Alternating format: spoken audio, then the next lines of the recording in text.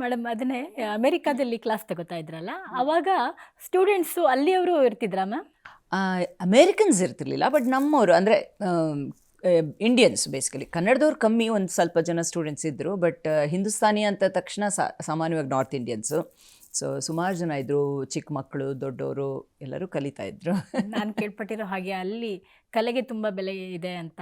ಯಾಕಂದರೆ ಕ್ಲಾಸಿಕಲ್ ನೃತ್ಯನೂ ಇರ್ಬೋದು, ಈಗ ಅಲ್ಲಿ ಏನಾಗುತ್ತೆ ಗೊತ್ತಾ, ಬೇಸಿಕಲಿ ಅಲ್ಲಿರೋರು ನಾವು ನಮ್ಮ ಮಕ್ಕಳಿಗೆ ನಮ್ಮ ಒಂದು ಕಲ್ಚರ್ದು ಎಕ್ಸ್ಪೋಜರ್ ಕೊಡಬೇಕು ಅಂತ. ಸೊ ಸಾಮಾನ್ಯವಾಗಿ ಮಕ್ಕಳಿಗೆ ಒಂದು ಇಲ್ಲ ಸಂಗೀತ ಅಥವಾ ಡ್ಯಾನ್ಸ್ ಕ್ಲಾಸ್ಗೆ ಹಾಕ್ತಾರೆ, ಆ್ಯಂಡ್ ಬೇರೆ ಪಿಯಾನೋ ಇರ್ಬೋದು, ಬೇರೆ ಎಲ್ಲದಕ್ಕೂ ಒಂಥರ ಕಲಿಸ್ತಾರೆ ಎಲ್ಲ ಇದನ್ನು, ಈ ಥರದ್ದೆಲ್ಲ ಆರ್ಟ್ ಫಾರ್ಮ್ನ. ಸೊ ದಟ್ ಮಕ್ಕಳು ಪಿಕ್ ಮಾಡ್ಬೋದು, ಆ್ಯಂಡ್ ಅವ್ರಿಗೊಂದು ಎಕ್ಸ್ಪೋಜರ್ ಸಿಗುತ್ತೆ, ಯಾವ್ದು ಸರಿ ಯಾವ್ದು ತಪ್ಪು, ಏನು ನಮ್ಮ ಭಾರತದ ಕಲ್ಚರ್ ಏನು ಎಲ್ಲ ಗೊತ್ತಾಗುತ್ತೆ. ಆ್ಯಂಡ್ ತುಂಬ ಜನ ಕೆಲವರೆಲ್ಲ ತುಂಬ ಎಕ್ಸೆಲ್ ಮಾಡಿದ್ದಾರೆ, ಹಾಡಲ್ಲಾಗಲಿ ಅಥವಾ ಡ್ಯಾನ್ಸಲ್ಲಾಗಲಿ ಕೆಲವರು ತುಂಬಾ ಚೆನ್ನಾಗಿ ಸಾಧನೆ ಮಾಡಿದ್ದಾರೆ. ಇನ್ಫ್ಯಾಕ್ಟ್ ನನ್ನ ಅಣ್ಣನ ಮಗಳು ಅಂತ ಹೇಳ್ಕೋಬೇಕು ಅಂತಲ್ಲ, ಬಟ್ ನನ್ನ ಅಣ್ಣನ ಮಗಳು ಅಷ್ಟೇ, ಅವಳು ಫಸ್ಟ್ ಹಾಡಕ್ಕೆ ಶುರು ಮಾಡಿದ್ದು 2.5 ವರ್ಷದ ಮಗು. ಇವತ್ತು ಹಿಂದೂಸ್ತಾನಿ, ಅವಳು ಈಗಲೂ ಪ್ರತಿ ಸಲನೂ ಟೈಮ್ ಸಿಕ್ಕಾಗೆಲ್ಲ ಅಲ್ಲಿಂದ ಇಲ್ಲಿ ಬಂದು, ಇವಾಗಲೂ ಬಂದಿದ್ದಾಳೆ ರಜೆಗೆ, ಬಂದು ಇಲ್ಲಿ ದಿನ ಮ್ಯೂಸಿಕ್ ಕ್ಲಾಸ್ ನಡೆಯುತ್ತೆ, ಸಾಕಷ್ಟು ಕಲ್ತಿದ್ದಾಳೆ. ಆ್ಯಂಡ್ ಎಲ್ಲ ಕಡೆ ಪ್ರೋಗ್ರಾಮ್ಸ್ ಕೊಡ್ತಿದ್ದಾಳೆ. ಆ ಥರ ತುಂಬ ಜನ ಇದ್ದಾರೆ ಅಲ್ಲಿದ್ದು ಕೂಡ, ತುಂಬಾ ಒಂಥರ ಅದರಲ್ಲೇ ಟೈಮ್ ಕೊಟ್ಟು ಅದಕ್ಕೆ ಆ ಒಂದು ಕಲೆಗೆ ಚೆನ್ನಾಗಿ ಒಂದು ಪರಿಣತಿ ಪಡ್ಕೊಂಡಿರುವಂಥವ್ರು. ಸೊ ಯಾಕೆ ನೀವು ಎಲ್ಲ ಥರದ ಮಜಲುಗಳಲ್ಲೂ ನಾನು ಇರಬೇಕು ಅಂತ ಬಯಸ್ತೀರಾ? ಉದಾಹರಣೆಗೆ ಮ್ಯಾರಥಾನ್ ಇರ್ಬೋದು, ಸ್ಕೈ ಜಂಪ್ ಇರ್ಬೋದು. ಸೊ ನಾವು ನಮ್ದು 30+ ಆಗ್ಬಿಡ್ತು, ನಾವಿನ್ನು ಆಗಲ್ಲ, ನಮಗೆ ಬೋನ್ ಕೇಳಲ್ಲ, ನಮ್ಮ ಮೈಂಡ್ ಕೇಳಲ್ಲ, ನಮ್ಮ ಫ್ಯಾಮಿಲಿ ಕೇಳಲ್ಲ ಅಂತೆಲ್ಲ ಇರ್ತೀವಿ. ಆ ಥರ ಎಕ್ಸ್ಕ್ಯೂಸಸ್ ಕೊಡಲೇಬಾರ್ದು. ಇನ್ಫ್ಯಾಕ್ಟ್ ನಾನು ಎಲ್ಲ ಕಡೆ ಹೇಳ್ತಿರ್ತೀನಿ, ಸ್ಪೆಷಲಿ ನಾವು ಹೆಂಗಸರಂತೂ ಈ ಒಂದು ಫಿಟ್ನೆಸ್ ಬಗ್ಗೆ ತುಂಬಾ ಗಮನ ಕೊಡಬೇಕು. ಯಾಕೆ ನಾವೇ ಎಲ್ಲೋ ಒಂದು ಕಡೆ ಬಿಟ್ಬಿಡ್ತೀವಿ, ನಾವು ಮನೆ ಕೆಲಸ ಇದೆ, ಇದಿದೆ ಅದಿದೆ ಅಂದ್ಕೊಂಡು ಆ ಫಿಟ್ನೆಸ್ ಬಗ್ಗೆ ನಮಗೆ ನಾವು ಒಂಚೂರು ಟೈಮ್ ಕೊಡೋಲ್ಲ. ದಿನಕ್ಕೆ ಅಟ್ಲೀಸ್ಟ್ ಒಂದು ಅರ್ಧ ಗಂಟೆನಾದ್ರು ನಮಗೆ ನಾವು ಟೈಮ್ ಕೊಟ್ಕೊಂಡು ನಮ್ಮ ಹೆಲ್ತ್ ನೋಡಿಕೊಂಡ್ರೆ, ನಾವು ಆರೋಗ್ಯವಾಗಿದ್ದರೆ ನಮ್ಮ ಸುತ್ತಲಿರೋರು ಕೂಡ ಖಂಡಿತವಾಗ್ಲೂ ಆರೋಗ್ಯವಾಗಿರ್ತಾರೆ. ಯಾಕೆ ಗೊತ್ತಾ, ಇವಾಗ ನಾನು ಆರೋಗ್ಯದ ಬಗ್ಗೆ ಅಷ್ಟೊಂದು ಗಮನ ಕೊಟ್ಟರೆ, ನಾನು ಮಾಡೋ ಅಡುಗೆ ಬಗ್ಗೆನೂ ನಾನು ಯೋಚನೆ ಮಾಡ್ತೀನಿ, ಇದು ಹೆಲ್ದಿ ಅಲ್ಲ, ಇದು ಜಂಕ್ ಫುಡ್ಡು, ಇದು ಬೇಡ, ಇದು ಬೇಕು, ಆ್ಯಂಡ್ ನಾನು ಇಷ್ಟು ಎಕ್ಸರ್ಸೈಸ್ ಮಾಡಬೇಕು, ಆಗಲೇ ನನ್ನ ನಂಬರ್ಸ್ ಎಲ್ಲ. ಫಿಟ್ನೆಸ್ ಅಂದರೆ ತೆಳ್ಳಗಿರೋದು ದಪ್ಪ ಇರೋದು ಅಷ್ಟೇ ಅಲ್ಲ, ನಂಬರ್ಸ್ ಅಂದರೆ ಏನು ಹೇಳೋದು, ನಾನು ಒಂದು ಡಯಾಬಿಟಿಸ್ ಇರ್ಬೋದು, ಕೊಲೆಸ್ಟ್ರಾಲ್ ನಂಬರ್ಸ್ ಇರ್ಬೋದು, ಇದೆಲ್ಲ ಕರೆಕ್ಟಾಗಿರೋದಕ್ಕೆ ನಾವು ಇದೆಲ್ಲ ಮಾಡಬೇಕಾಗಿರೋದು. ಯಾಕೆಂದರೆ ಅದರಿಂದನೇ ತಾನೇ ಬೇರೆ ಎಲ್ಲ ತೊಂದರೆಗಳು ಶುರುವಾಗೋದು. ಸೊ ಆ ನಂಬರ್ಸ್ ಕರೆಕ್ಟಾಗಿರ್ಬೇಕು. ಫಿಟ್ನೆಸ್ ಅಂದರೆ ಅದು ಮುಖ್ಯ. ಸೊ ಅದನ್ನೆಲ್ಲ ನಾವೇ ಅದ್ರ ಬಗ್ಗೆ ನಮಗೆ ಇಂಟ್ರೆಸ್ಟ್ ಇದ್ದಾಗ ಅದ್ರ ಬಗ್ಗೆ ಗಮನ ಕೊಡ್ತೀವಿ. ನನಗೆ ಅದೊಂಥರ ಪ್ಯಾಷನ್. ಇವಾಗ ಶುರುವಾಗಿದ್ದು ಒಂಥರ ಆಶ್ಚರ್ಯಕರವಾಗೇ, ಅಂದರೆ ನನಗೆ ರನ್ನಿಂಗು ಅದೆಲ್ಲ ಏನು ಇಂಟ್ರೆಸ್ಟು ಇಲ್ಲ, ಗೊತ್ತೂ ಇರಲಿಲ್ಲ. ಆ್ಯಂಡ್ ಇಲ್ಲಿದ್ದಾಗ ಬೆಳಗ್ಗೆ ಶೂಟಿಂಗ್ ಹೋದರೆ ರಾತ್ರಿ ಬರ್ತಿದ್ದೆ. ಸೊ ಏನೂ ಅದ್ರ ಬಗ್ಗೆ ಯೋಚನೆ ಮಾಡ್ತಾ ಇರಲಿಲ್ಲ. ಬಟ್ ಅವಾಗೆಲ್ಲ ಇಷ್ಟೊಂದು ಅದು ಇದು ಆಹಾರದ್ದೆಲ್ಲ ಇರ್ತಿರ್ಲಿಲ್ಲ, ಮನೇಲಿ ಆರಾಮಾಗಿ ಒಳ್ಳೆ ಊಟ ಮಾಡ್ತಿದ್ವಿ. ಸೊ ಅಷ್ಟು ಯೋಚನೆ ಮಾಡೋಷ್ಟು ಇರ್ತಿಲ್ಲ ಚಿಕ್ಕ ವಯಸ್ಸಲ್ಲಿ. ಬಟ್ ಆಮೇಲೆ ನಾನು US ಹೋದಾಗ ಒಂದು ಕಮ್ಯುನಿಟಿ ಕಾಲೇಜ್ನಲ್ಲಿ ಫಿಟ್ನೆಸ್ ಕ್ಲಾಸ್ ತೊಗೊಂಡಿದ್ದೆ, ಒಂದು ಬೂಟ್ ಕ್ಯಾಂಪ್ ಫಿಟ್ನೆಸ್ ಕ್ಲಾಸ್ ಅಂತ. ಅಲ್ಲಿ ವಾರ್ಮಪ್ ಅಂದರೆ ಓಡಿ ಅನ್ನೋರು, ಕೂಲ್ ಡೌನ್ ಅಂದರೆ ಓಡಿ ಅನ್ನೋರು. ಸೊ ನನಗೆ ಅವಾಗ ಇಲ್ಲಿಂದ ಅಷ್ಟು ದೂರ ಓಡೋಕ್ಕಾಗದಿರೋಳಿಗೆ ಅದೊಂದು ಚಾಲೆಂಜ್ ಆಗಿತ್ತು. ಆ್ಯಂಡ್ ಒಂದಿನ ಅಂತೂ 1 ಮೈಲಿ ಓಡಬೇಕಾದ್ರೆ ಕ್ಲಾಸಲ್ಲಿ ಇರೋರೆಲ್ಲ ಎಲ್ಲ ವಯಸ್ಸಿನವರು ಇದ್ದರು, ಚಿಕ್ಕವರು ಇದ್ದರು, ದೊಡ್ಡವರು ಇದ್ದರು. ಬಟ್ ಎಲ್ಲರೂ ನನಗೆ ಚಿಯರ್ ಮಾಡ್ತಿದ್ರು. ಕೆಲವರು ವಾಪಸ್ ಬಂದು ನನ್ನ ಜೊತೆ ಓಡಿ ಮುಗಿಸಿ. ಸೊ 1 ಮೈಲಿ ಮುಗಿಸ್ದಾಗ ಅವತ್ತು ನನಗೆ ನಿಜವಾಗ್ಲೂ ಒಂದು ಮ್ಯಾರಥಾನ್ ಮುಗಿಸ್ದೆ ಅನ್ನೋಷ್ಟು ಫೀಲಿಂಗು. ಸರಿ, ಆಮೇಲೆ ಗುರುಗೂ ಮನೆಗೆ ಹೋಗಿ ಹೇಳಿದೆ ಹೀಗೆ ಅಂತ. ಆಮೇಲೆ ಇಬ್ಬರು, ಅವನು ಸ್ಕೂಲ್ ಡೇಸಲ್ಲೆಲ್ಲ ಸ್ಕೂಲ್ ಟೀಮ್ಗೆಲ್ಲ ಓಡ್ತಿದ್ದ, ಬಟ್ ಅವನು ಬಿಟ್ಬಿಟ್ಟಿದ್ದ. ಸೊ ನಾವು ಅವಾಗ ಒಂಥರ ಚಾಲೆಂಜಾಗಿ ತೊಗೊಂಡು ಒಂದು ಫಿಟ್ನೆಸ್ ಕ್ಲಾಸ್ಗೆ, ಇದು ರನ್ನಿಂಗ್ ಟ್ರೈನಿಂಗ್ ಗ್ರೂಪಿಗೆ ಸೇರಿಕೊಂಡು, ಅದಾಗಿ 3 ತಿಂಗಳಿಗೆ ನಮ್ಮದು ಫಸ್ಟ್ ಹಾಫ್ ಮ್ಯಾರಥಾನ್ ಅಂದರೆ 21 ಕಿಲೋಮೀಟರ್ದು ರನ್ ಮುಗಿಸಿದ್ವಿ. ಅದಾದಮೇಲೆ ಈ ರನ್ನಿಂಗ್ದು ಹುಚ್ಚು ಹಿಡಿತು. ಇದು ಒಳ್ಳೆ ಹುಚ್ಚು. ಯಾಕೆಂದರೆ ನಾನು ಹೇಳ್ತಾ ಇರ್ತೀನಿ, ಇದೊಂಥರ ಅಡಿಕ್ಷನ್ನು. ಬಟ್ ಏನಂದರೆ ಒಳ್ಳೆ ಅಡಿಕ್ಷನ್ನು. ಇದರಲ್ಲಿ ಸ್ವಾಮಿ ಕಾರ್ಯ ಸ್ವಕಾರ್ಯ ಅಂತಾರಲ್ಲ, ಎರಡೂ ಆಗುತ್ತೆ. ಈ ಥರ ನಾವು ಸುಮಾರು ಮ್ಯಾರಥಾನ್ ರೇಸಸ್ ಎಲ್ಲ ಮಾಡೋದು. ಯಾಕೆಂದರೆ ಒಂದು ನಮ್ಮ ಫಿಟ್ನೆಸ್ಗೆ ಹೆಲ್ಪ್ ಆಗುತ್ತೆ. ಆಮೇಲೆ ಸುಮಾರು ಈ ರೇಸ್ಗಳಲ್ಲೆಲ್ಲ ಬರೋ ನಾವೇನು ರಿಜಿಸ್ಟ್ರೇಷನ್ ಫೀ ಕೊಡ್ತೀವೋ ಆ ದುಡ್ಡೆಲ್ಲ ಸುಮಾರು ಒಂದು ಚಾರಿಟಿ ಕೆಲಸಕ್ಕೆ ಹೋಗುತ್ತೆ. ಸೊ ಎರಡೂ ಒಳ್ಳೆ ಕೆಲಸ ಆದಂಗಾಯಿತು ಅಂತ ಶುರು ಮಾಡಿದ್ವಿ. ಸೊ ಸಾಕಷ್ಟು ಮಾಡಿಬಿಟ್ಟಿದ್ದೀವಿ. ಒಂದು ಐ ಡೋಂಟ್ ನೋ, ಲೆಕ್ಕನೂ ಇಟ್ಟಿಲ್ಲ. ಮೊನ್ನೆ ಯಾರೋ ಮನೆಗೆ ಬಂದಾಗ ನಮ್ಮ ವಾಲಲ್ಲಿರೋ ಫುಲ್ ಮೆಡಲ್ಸ್ ಎಲ್ಲ ನೋಡಿ ಎಷ್ಟಿದೆ ಅಂತ ನೀವೇ ಲೆಕ್ಕ ಹಾಕಿಬೇಕಿದ್ರೆ ಅಷ್ಟಾಗಿದೆ. ಆ್ಯಂಡ್ ಅದೇ ಟೈಮಲ್ಲೇ ಇನ್ಫ್ಯಾಕ್ಟ್ ನಮ್ಮ ಅಮ್ಮಂಗೂ ಕೂಡ ಮಾಡಬೇಕು ಅಂತ ಬಂತು. ಸೊ ನಾವು ಫಸ್ಟ್ ಹಾಫ್ ಮ್ಯಾರಥಾನ್ ಮಾಡಿದಾಗಲೇ, ನಮ್ಮಮ್ಮನೂ ಆ ಟೈಮಲ್ಲಿ US ಬಂದಿದ್ದರು. ಅವರು 21 ಕಿಲೋಮೀಟರ್ದು ವಾಕ್ ಮಾಡಿ ಅವರ ಏಜ್ ಗ್ರೂಪ್ನಲ್ಲಿ ಅವ್ರು ಸೆಕೆಂಡ್ ಬಂದಿದ್ದರು. ಸೊ ಅದು ನನಗೂ ಒಂಥರ ಇನ್ಸ್ಪಿರೇಷನ್. ಅಂದರೆ ಅವ್ರು ಆ ಏಜ್ನಲ್ಲೂ ಮಾಡಿದಾಗ ನಮ್ಗೆ ಏನು ಕಷ್ಟ ಇದೆ ಮಾಡೋಕ್ಕೆ ಅಂತ. ಆ್ಯಂಡ್ ಅವಾಗ ಅವರು 60ಸಲ್ಲಿದ್ದರು. ಈಗ ಮೊನ್ನೆ ಇವಾಗ ಇನ್ನೇನು 80 ಆಗುತ್ತೆ ಅವ್ರಿಗೆ. ಮೊನ್ನೆ ಕೂಡ ಅವರು ಒಂದು 21 ಮೈಲಿ ವಾಕ್ ಮಾಡಿದ್ರು, ಅಂದರೆ 32 ಚಿಲ್ಲರೆ ಕಿಲೋಮೀಟ್ರು ವಾಕ್ ಮಾಡಿದ್ರು. ಸೊ ಆ್ಯಂಡ್ ಮೊನ್ನೆ ಬಂದಾಗಲೂ ಒಂದು 3-4 ಹಾಫ್ ಮ್ಯಾರಥಾನ್ಗಳೆಲ್ಲ ಮಾಡಿದ್ರು. ಸುಮಾರು ಅವರು ಈಗ ಒಂದು 35 ಹಾಫ್ ಮ್ಯಾರಥಾನ್ಸ್ ಎಲ್ಲ ಮಾಡಿದ್ದಾರೆ. ಇನ್ನೂ ಮಾಡಬೇಕು ಅನ್ನೋ ಒಂದು ಛಲ ಇದೆ ಅವ್ರಿಗೆ. ಆ್ಯಂಡ್ ನಾವೇ ಯಾವತ್ತೂ ಮಾಡಬೇಡ ಅಂತಲೂ ಹೇಳಿಲ್ಲ. ಬಿಕಾಸ್ ನಾ ಆಗಲೇ ಹೇಳ್ದಂಗೆ ನಮ್ಮ ಫಿಟ್ನೆಸ್ ನಮ್ಮ ಕೈಲಿ ಆಗೋವರೆಗೂ ನನಗಾಗಲ್ಲ, ನಂಗೆ ಇಷ್ಟು ವಯಸ್ಸಾಗೋಯ್ತು ಅನ್ನೋದನ್ನ ನಾವು ತಲೆಯಲ್ಲಿ ತಂದ್ಕೋಬಾರ್ದು ಅಂತ. ಅದೇ ಪಾಲಿಸಿ. ನಡೆಯಲ್ವಲ್ಲ ಮೇಡಮ್, ನಾವೀಗ ಸ್ಟೆಪ್ ಹತ್ತಲ್ವಲ್ಲ, ಹತ್ತಬೇಕು, ಸ್ಟೆಪ್ ಇದ್ರೆ ಹತ್ತಬೇಕು. ನಾನು ಎಷ್ಟೋ ಸಲ ನೋಡ್ತಾ ಇರ್ತೀನಲ್ಲ, ಒಂದು ಫ್ಲೋರ್ ಇದ್ರೂ ಜನ ಇದು ಮಾಡ್ತಾರೆ, ಇಳಿಯೋಕ್ಕೂ ಕೂಡ ಬೇಡ, ಹತ್ತಿ ಇಳೀರಿ, ಒಳ್ಳೆಯದಲ್ವಾ, ಎಕ್ಸರ್ಸೈಸ್ ಆಗುತ್ತೆ. ದಿನಕ್ಕೆ ನಾನಂತೂ ಕೆಲವು ಸಲ ಏನಾಗುತ್ತೆ, ಬೆಳಗ್ಗೆ ಏನೋ ವಾಕ್ ರನ್ನು ಹೋಗೋಕ್ಕಾಗಿರಲ್ಲ, ಆದರೂ ಅವಾಗ ಇಟ್ಕೊಂಡು ಹಿಂಗಾರು ಆಗಲಿ 10,000 ಸ್ಟೆಪ್ಸ್ ಆಗಬೇಕು ಅಂತ ಕೊನೆಗೆ ರಾತ್ರಿ ಒಂದು 10 ನಿಮಿಷನೂ ಹಿಂಗೆ ಒಟ್ಟಿನಲ್ಲಿ ನಾನು 10,000 ಸ್ಟೆಪ್ಸಾರು ಮಾಡ್ತೀನಿ ದಿನಕ್ಕೆ. ಸೊ ಅದೊಂದು ಗೋಲ್ ಅಷ್ಟೇ. ಅದು 10,000 ಮಾಡೇ ನಾನು ಫಿಟ್ಟಾಗಿರಬೇಕಾಗಿಲ್ಲ, ಬಟ್ ನನ್ನ ತಲೆಯಲ್ಲಿ ಅದಿರುತ್ತಲ್ಲ, ಅದು ಒಂದು ದಿನ ಮಾಡಲಿಲ್ಲ ಅಂದರೆ ಕೊರಿತಾ ಇರುತ್ತೆ, ಇವತ್ತು ಅಷ್ಟು ಮಾಡಲೇ ಇಲ್ಲ, ನಾನು ಫೋನಲ್ಲಿ ಅದು ತೋರಿಸ್ಬೇಕು 10,000 ಗ್ರೀನ್. ಸೊ ತೋರಿಸಿದ್ರೆ ಎಲ್ಲೋ ಮನಸ್ಸಲ್ಲಿ ಕಾಡ್ತಿರುತ್ತೆ. ಆ ಥರ ಬೇಕು. ಫಿಟ್ನೆಸ್ಸು, ಹೆಲ್ದಿ ಈಟಿಂಗ್ ಎರಡೂ ಇದ್ದರೆ ನಾವಿರೋ ಅಷ್ಟು ದಿನವೂ ಬಿಕಾಸ್ ಇದೆಲ್ಲ ನಮ್ಮ ಕೈಲೇ ಇದೆ, ನಮ್ಮ ಆರೋಗ್ಯ ನೋಡ್ಕೊಳ್ಳೋದು. ಆ್ಯಂಡ್ ಆರೋಗ್ಯವೇ ಭಾಗ್ಯ, ಆರೋಗ್ಯವಾಗಿದ್ದಷ್ಟು ಒಳ್ಳೆಯದಲ್ವಾ. ಸೊ ಅದಕ್ಕೆ ಅದ್ರ ಬಗ್ಗೆ ಗಮನ ಕೊಡೋದು. ಆ್ಯಂಡ್ ಅಡ್ವೆಂಚರಸ್ ಸ್ಪೋರ್ಟ್ಸ್ ಎಲ್ಲ ಮಾಡೋಕ್ಕೂ ಒಂದು ಅವಕಾಶ ಸಿಕ್ತು, ಎಕ್ಸ್ಪೋಜರ್ ಸಿಕ್ತು. ಸೊ ಮಾಡೋಕ್ಕಾಯ್ತು. ಎಲ್ಲ ರೈಡ್ಸ್ ಆಗಲಿ, ವೈಟ್ ವಾಟರ್ ರಾಫ್ಟಿಂಗು, ಆಮೇಲೆ ಅಫ್ಕೋರ್ಸ್ ಸ್ಕೈ ಡೈವಿಂಗ್ ಅಂತೂ ನಮ್ಮಮ್ಮನ ಜೊತೆ ಅವರು ಎಲ್ಲ ಅದು ಮಾಡ್ಯಾರ. ಅವ್ರಿಗೂ ಒಂಥರ ಚಿಕ್ಕ ವಯಸ್ಸಿಂದ ಅವ್ರಿಗೂ ಈ ಥರದ್ದೆಲ್ಲ ಇತ್ತು ಅನಿಸುತ್ತೆ, ಬಟ್ ಅದಕ್ಕೆ ಅವಕಾಶಗಳಿರಲಿಲ್ಲ. ಬಟ್ ಅಲ್ಲಿ ಬಂದಾಗ ಅವ್ರಿಗೆ ಈ ಥರದ್ದೆಲ್ಲ ನೋಡಿ ನಾನು ಮಾಡಬೇಕು ಅಂತ. ಸೊ ಸ್ಕೈ ಡೈವಿಂಗ್ ಅಂತೂ ನಮ್ಮ ಅಣ್ಣನ ಮಗಳು ಅವಳು ಹೇಳ್ಬಿಟ್ಟಿದ್ಲು, ನನಗೆ 18 ಆಗೋವರೆಗೂ ಮಾಡೋ ಹಂಗಿಲ್ಲ. ಸೊ ನನಗೆ 18 ವರ್ಷ ಆದಾಗ ನಾನು ಸ್ಕೈ ಡೈವಿಂಗ್ ಅಜ್ಜಿ ಜೊತೆನೇ ಮಾಡಬೇಕು ಅಂತ. ಸೊ 3 ಜನ್ರೇಷನ್, ನಾನು, ನಮ್ಮಮ್ಮ, ನಾನು, ನಮ್ಮ ಅಣ್ಣನ ಮಗಳು. So 3 generations. ನಾವು ಎಷ್ಟೋ ಸಲ ಅನ್ಕೋತೀವಿ, ಪ್ರಾಬ್ಲಿ ನಮ್ಮ ಇಂಡಿಯನ್ ವಿಮೆನ್ನಲ್ಲಿ ಆ ಥರ 3 ಜನ್ರೇಷನವರು ಒಟ್ಟಿಗೆ ಸ್ಕೈ ಡೈವಿಂಗ್ ಮಾಡೋದು ಪ್ರಾಬಬ್ಲಿ ಇಲ್ಲ ಅಂತಲೇ ಅನ್ಕೋತೀವಿ. ಅದು ಎಲ್ಲೂ ನಾವು ನೋಡೋಕ್ಕೆ ಹೋಗಿಲ್ಲ. ಎಷ್ಟೋ ಜನ ಹೇಳಿದ್ರು, ನೋಡಿ ರೆಕಾರ್ಡ್ಸ್ ಬುಕ್ ಇರುತ್ತಲ್ಲ, ಸೊ ಚೆಕ್ ಮಾಡಿ ಅಂತ. ಮಾಡಿಲ್ಲ ಅದನ್ನು. ಬಟ್ ಅದೊಂದು ಹೆಮ್ಮೆ ವಿಷಯ, ಖುಷಿಯಾಗಿತ್ತು. 18,000 ಅಡಿಯಿಂದ ಮೇಲೆ ಧುಮುಕಿ ಸ್ಕೈ ಡೈವಿಂಗ್ ಮಾಡೋ ಎಕ್ಸ್ಪೀರಿಯೆನ್ಸು, ಆಮೇಲೆ ಪ್ಯಾರಾಸೇಲಿಂಗು, ಇದೆಲ್ಲ ಥ್ರಿಲ್ ಕೊಡೋ ಅಂಥ ವಿಷಯಗಳು. ಬಟ್ ರನ್ನಿಂಗ್ ಅಂತೂ ನಡೀತಾನೆ ಇರುತ್ತೆ, ಹೈಕಿಂಗು, ರನ್ನಿಂಗು ಅವೆಲ್ಲ. Great madam. ಬಟ್ ನೀವು ಬರೀ ನಟಿ ಆಗೋದಿಲ್ಲ, ಗಾಯಕಿ ಆಗಿಲ್ಲ, ಜೊತೆಗೆ ನಿರ್ಮಾಣ ಮಾಡ್ತಿರಲ್ಲ, ಆ ಚಾಲೆಂಜ್ ತಗೊಳ್ಬೇಕಾದ್ರೆ ನಿಮಗೆ ಬೇಡ, ನನಗೆ ಯಾಕೆ ರಿಸ್ಕು, ಆರಾಮಾಗಿರ್ತೀನಿ ಅಂತ ಆರಾಮಾಗಿರ್ಬೋದಾಗಿತ್ತೇನೋ? ಅದಿರ್ಬೋದಾಗಿತ್ತು ಆ್ಯಕ್ಚುಲಿ. ಇವಾಗಿನ ಪರಿಸ್ಥಿತಿ ನೋಡಿದ್ರಂತೂ ಹಾಗೆ ಅನಿಸುತ್ತೆ.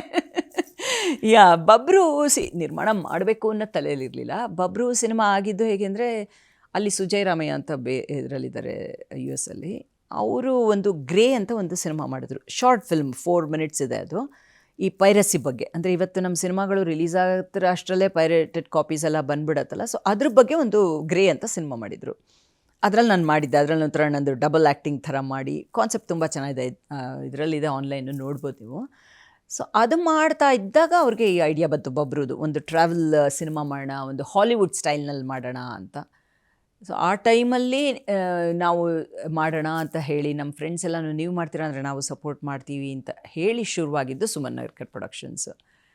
ಅದು ಆಗ ಬಬ್ರು ಮಾಡಿದ್ವಿ. ಸೊ ಮೊದಲನೇ ಕನ್ನಡ ಚಲನಚಿತ್ರ ಪೂರ್ತಿ ಅಮೇರಿಕಾದಲ್ಲೇ ಮಾಡಿದ್ದು. ಯಾಕೆಂದರೆ ಸುಮಾರು ಸಿನಿಮಾಗಳೆಲ್ಲ ಕಥೆ ಅರ್ಧ ಇಲ್ಲಿ ಅರ್ಧ ಅಲ್ಲಿ ಆ ಥರ ಆಗುತ್ತಲ್ಲ, ನಮ್ಮದು ಪೂರ್ತಿ ಅಲ್ಲೇ ಆಗಿದ್ದು. ಒಂದು ಫ್ರೇಮ್ ಕೂಡ ಇಲ್ಲಿ ನಾವು ಶೂಟ್ ಮಾಡೇ ಇಲ್ಲ. ಆ್ಯಂಡ್ ಯಾವುದೇ ಫ್ರೇಮ್ನಲ್ಲೂ ನಾವು ಏನೋ ಗೋಲ್ಡನ್ ಗೇಟ್ ಬ್ರಿಡ್ಜ್ ತೋರಿಸು ಅಥವಾ ನ್ಯೂಯಾರ್ಕ್ ತೋರಿಸು ಏನೂ ಇಲ್ಲ. ಜನರಲ್ಲಾಗಿ ಎಲ್ಲೂ ಶೂಟ್ ಮಾಡದೇ ಇರೋಂಥ ಜಾಗಗಳಲ್ಲಿ ನಾವು ಮಾಡಿದ್ವಿ. ಆಮೇಲೆ ಸಣ್ಣ ಟೀಮ್ ಇಟ್ಕೊಂಡು ಸಿನಿಮಾ ಮಾಡಿದ್ವಿ.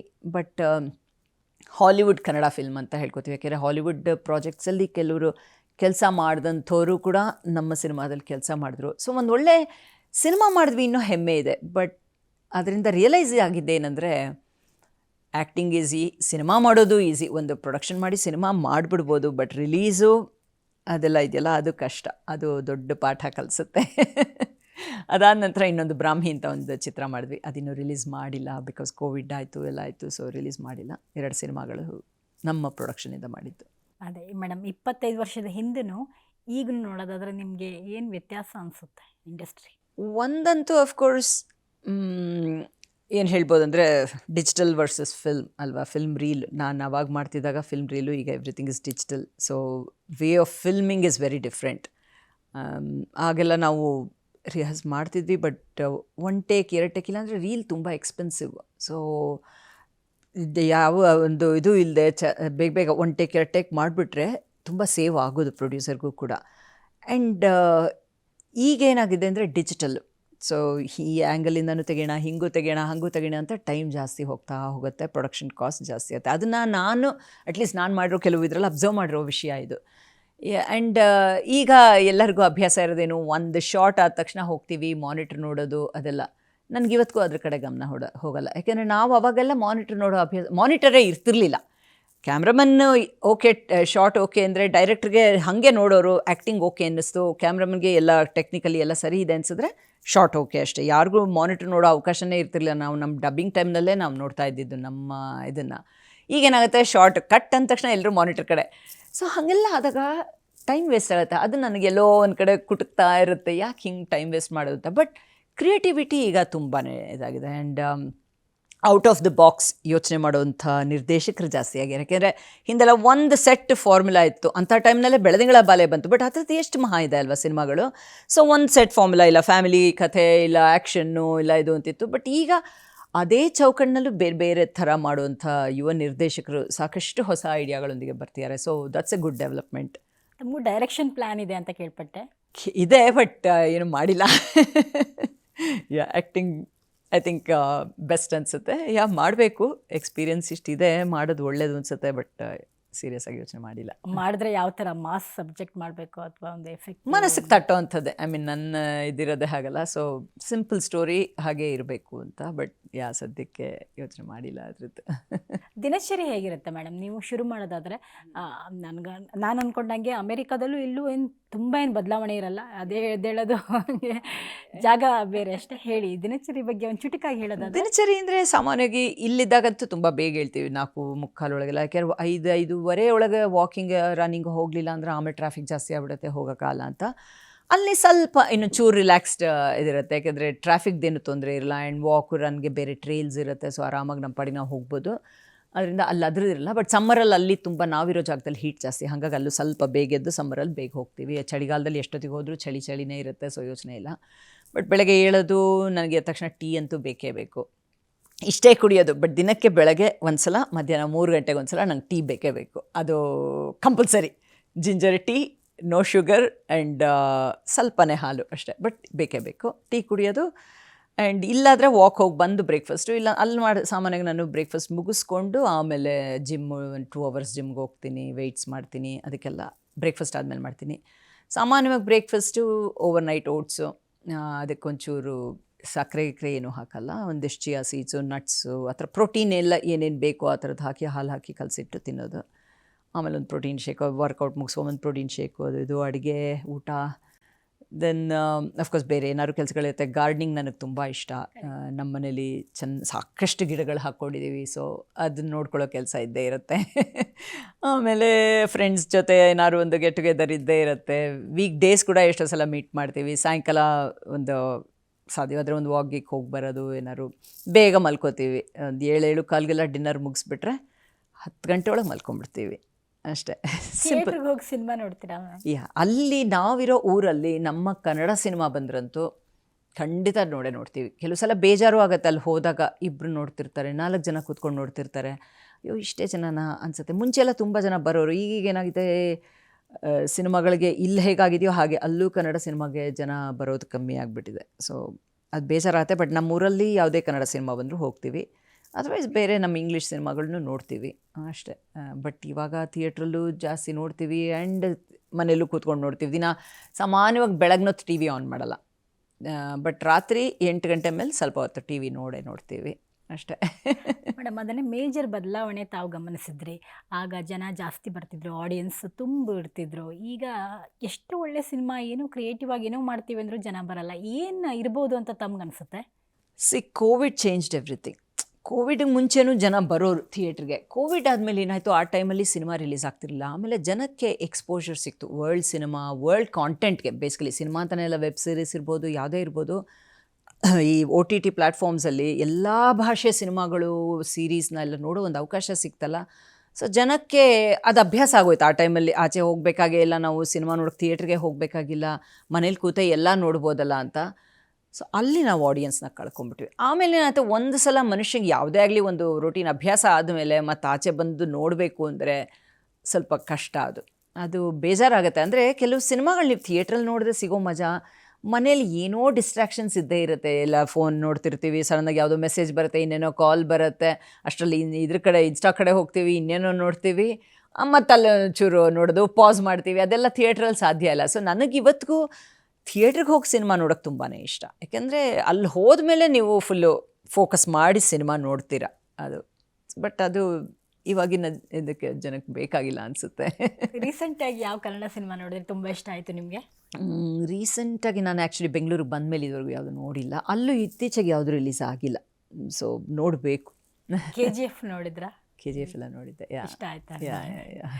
Okay ma'am. ಪರ್ಟಿಕ್ಯುಲರ್ ಆಗಿ ನಿಮಗೆ ಇದೇ ಥರ ಬದುಕಬೇಕು ಅನ್ನೋದೊಂದು ಪ್ಲ್ಯಾನ್ ಮಾಡ್ಕೊಂಡಿದ್ದೀರಾ, ಅಥವಾ ದೇವ್ರು ನಡೆಸ್ದಂಗೆ ನಾನು ಪ್ಲ್ಯಾನ್ ಮಾಡ್ಕೊಂಡು ಹೋಗ್ತೀನಿ ಅಂತೀರಾ? ಪ್ಲ್ಯಾನ್ ಅಂದರೆ ಅಫ್ಕೋರ್ಸ್ ಇರೋ ಹಾಗೆ ಹೀಗೆ ಕಂಫರ್ಟಬಲಾಗಿ ಇರಬೇಕು, ಎಷ್ಟು ಸಹಾಯ ಆಗುತ್ತೋ ಬೇರೆಯವ್ರಿಗೆ ಮಾಡ್ತಿರಬೇಕು, ಆರೋಗ್ಯದ ಕಡೆ ಗಮನ ಕೊಟ್ಕೊಂಡಿರಬೇಕು, ಹೆಲ್ದಿಯಾಗಿರಬೇಕು, ಅಷ್ಟೇ. ಟ್ರಾವೆಲ್ ತುಂಬ ಮಾಡ್ತಿದ್ವಿ ನಾನು, ಗುರು. ಸೊ ಅದು ಯಾಕೆಂದರೆ ಟ್ರಾವೆಲ್ ಮಾಡಿದಾಗ ಒಂದು ಅಫ್ಕೋರ್ಸ್ ಬೇರೆ ಬೇರೆ ದೇಶಗಳನ್ನ ನೋಡೋ ಅವಕಾಶ ಸಿಗುತ್ತೆ. ಅದು ಅಷ್ಟೇ ಅಲ್ಲದೆ ಬೇರೆ ಜೀವನ ಶೈಲಿನೂ ನೋಡೋ ಅವಕಾಶ ಸಿಗುತ್ತೆ. ಸಾಕಷ್ಟು ಕಲಿಯೋದಿರುತ್ತೆ ಬೇರೆ ಕಡೆ ಹೋದಾಗಲೂ. ಸೊ ಅದನ್ನು ಮಾಡಬೇಕು ಅಷ್ಟೇ. ನೀನು ಹೀಗೆ ಮಾಡಬೇಕು ಹಾಗೆ ಮಾಡಬೇಕು ಅಂತ ತುಂಬ ಏನು ಪ್ಲ್ಯಾನ್ಸ್ ಇಟ್ಕೊಂಡಿಲ್ಲ.